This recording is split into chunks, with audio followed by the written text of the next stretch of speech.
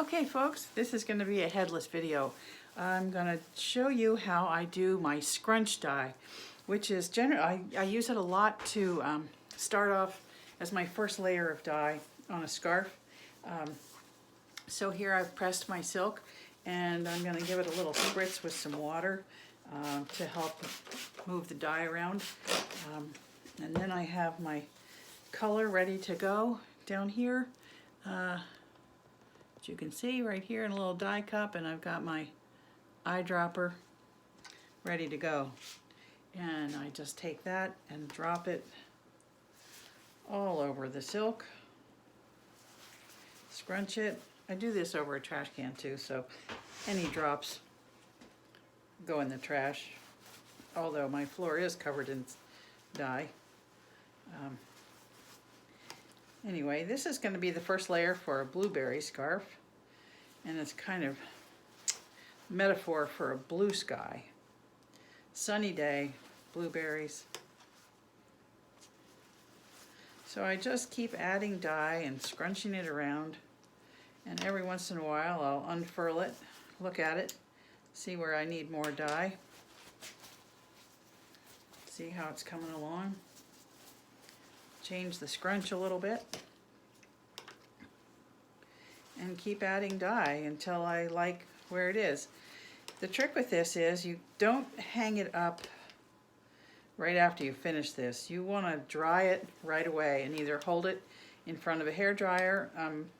It's winter here, so I actually go in the other room and hold it in front of my pellet stove fan, and so I don't use any more electricity than is needed.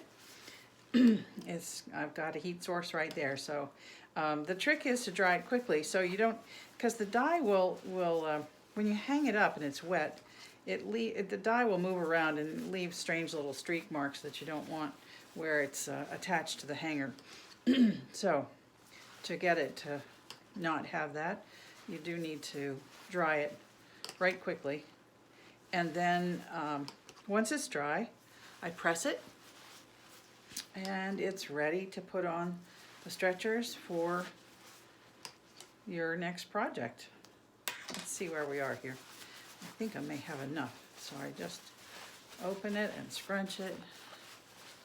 Just keep on doing that. So basically getting dye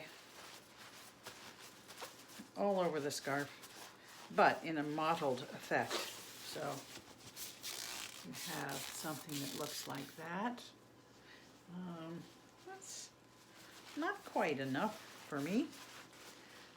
I don't want a whole lot of white showing through, but I do want almost complete coverage for this project. And that's the nice thing. You can make it as intense or as mottled as you want.